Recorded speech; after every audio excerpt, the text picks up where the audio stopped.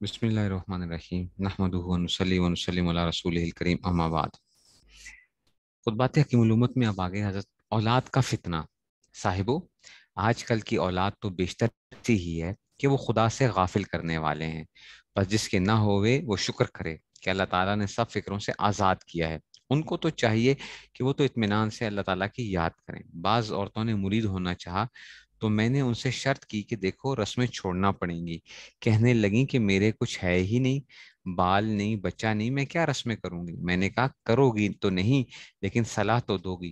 یہ پرانی بوڑھیاں شیطان کی خالہ ہوتی ہیں، خود اگر نہ کریں تو دوسروں کو بتلاتی ہیں۔ چنانچہ دیکھتا ہوں کہ جن کی اولاد نہیں وہ خود تو کچھ نہیں کرتی لیکن دوسروں کو تعلیم دیتی ہیں۔ کوئی پوچھے کہ اس کو کیا شامت سوار ہوئی ہے، اس کو تو یہ مناسب تھا کہ تسبیح لے کر مصلی پر بیٹھ جاتی، کچھ فکر تو ہے نہیں۔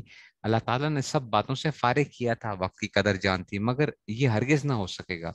بس یہ مشغلہ ہے، کسی کی غیبت کر رہی ہیں، کسی کو رائے دے رہی ہیں، گویا یہ بڑی بنتی ہیں، بات بات میں دخل دیتی ہیں۔ یاد رکھو زیادہ بولنے سے کچھ عزت نہیں ہوتی، عزت اسی عورت کی ہوتی ہے جو خاموش رہے، اور اگر ساکت و صامت ہو کر ایک جگہ بیٹھ کر اللہ کا نام لے تو اس کی تو بڑی قدر اور وقت ہوتی ہے۔ مگر یہ باتوں کا تمباکو کھانے کی جن کو عادت ہے، یہ کیسے چھوٹ سکتے ہیں؟ یعنی جن کو عادت ہے نا باتیں کرنے کی، تو وہ کیسے خاص ذلت و خواری ہوگا ان کی بات بھی کان لگا کر نہ سنیں، لیکن ان کو اپنی بڑھ ہانکنے سے کام بس عادت پڑ جاتی ہے، جیسے نمرود کی جوتیاں کھانے کی عادت پڑ گئی تھی۔ نمرود کا حشر، قصہ یہ ہوا تھا کہ جب نمرود نے خدائی کا دعویٰ کیا اور ابراہیم علیہ السلام نے اس کو بہت سمجھایا مگر نہ مانا، اور برابر سرکشی کرتا رہا، اور یہ کہا کہ اگر تو سچا ہے تو اپنے خدا کا لشکر منگا لے۔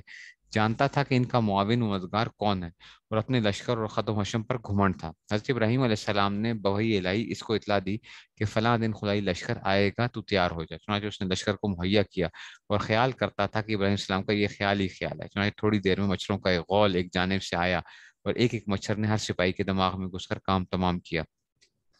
نمرود یہ منظر دیکھ کر محل میں گھس گیا۔ ایک لنگڑا مچھر آ کر اس کی ناک میں بھی گھس ہی گیا اور دماغ پریشان کر دیا۔ اگر سر پر جوتا لگتا تھا تو چین کچھ آ جاتا، چنانچہ جو آتا تھا بجائے سلام کے چار جوتیاں اس کے سر پر مارتا تھا۔ حق تعالیٰ نے دکھلا دیا کہ تیری شوکت و قوت بس اتنی ہی ہے کہ ایک مچھر نے، اور وہ بھی لنگڑا، تجھے پریشان کر ڈالا ہے نا۔ تو مطلب یہ ہے، اچھا اسی طرح جو مرد عورت دین کے رشتے کو چھوڑ کر اپنی خواہشات نفسانی اور خرافات میں مبتلا ہیں اور اس حالت میں وہ خوش ہیں، خدا کی قسم ہے یہ جوتیاں کھانا ہے۔ بعض مردوں کو بھی میں دیکھتا ہوں کہ اللہ تعالیٰ نے ان کو فراغت دی ہے مگر وہ اس کی قدر نہیں کرتے ہیں، بس رات دن یہ مشغلہ ہے کہ بیٹھک میں یا کسی دکان پر بیٹھ کے کسی کی غیبت کر لی، کسی کے حسب نسب پر تان کر دیا، کسی کو صلاح دے دی، کسی کو بڑھا دیا، کسی کو اتار دیا۔ ان سے کوئی پوچھے کہ اگر تم یہ باتیں نہ کرو تو تمہارا کون سا کام اٹکا ہوا ہے، اور اس سے کسی کا کچھ نقصان نہیں، اپنی ہی زبان اور قلب گندا کرتے ہیں۔ اور بعض عورتیں خود تو شیطینت سیکھتی ہی ہیں لیکن دوسروں کو بھی سکھلاتی ہیں۔ چنانچہ بہو بیٹی کو کہتی ہیں بیٹی تجھ کو گھر برتنا ہے، بس کام آنکھوں میں سے نکالا کرتے ہیں۔ ان کو تو اپنی آزادی پر بہت شکر کرنا چاہیے تھا، اللہ تعالیٰ نے سب قسموں سے آزاد کیا۔ شیخ سعدی رحمۃ اللہ علیہ نے ایک آزاد کی حکایت لکھی ہے کہ سفر حج پر پیادہ جا رہا تھا اور یہ شعر پڑھتا تھا: نہ برشتر سوارم جو اشتر زیر بارم، نہ خداون رعیت، نہ غلام شہر یارم، کہ نہ میں اونٹ پر سوار ہوں اور نہ اونٹ کی طرح لدا ہوا ہوں، اور نہ رعیت والا ہوں اور نہ بادشاہ کا غلام ہوں۔ بڑا خوش قسمت ہے وہ شخص جس کو اللہ تعالیٰ نے اولاد سے آزاد رکھا، خاص کر آج کل کی اولاد کہ ان سے تو بجوز اس کے کہ اپنا دین اور وقت ضائع ہو کچھ نفع نہیں۔